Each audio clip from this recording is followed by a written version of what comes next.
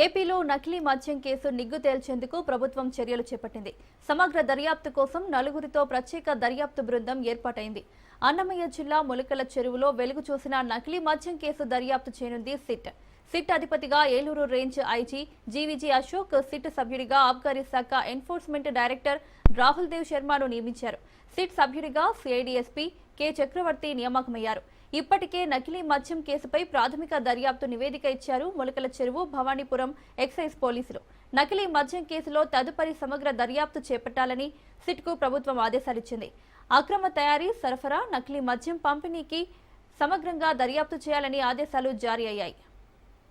ములకల చెరువు వచ్చిన సంఘటన ఫస్ట్ బయట పెట్టింది మా వాళ్ళు లీడ్ తీసుకొని చేశారు.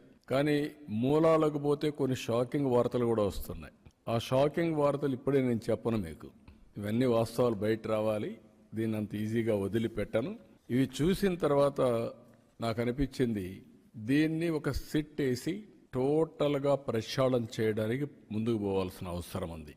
అందుకే GVG Ashok Kumar IPS IGP Eluru range, Rahul Dev Sharma IPS director enforcement provision and excise, K Chakravarthy IPS SP CID, Mallika Garg IPS ఇప్పుడు టెక్నికల్ మెంబర్గా ఉంది. అదే మరి ఆర్టీజీఎస్ కూడా పనిచేస్తుంది ఆవిడ్ని. ఈ నలుగురిని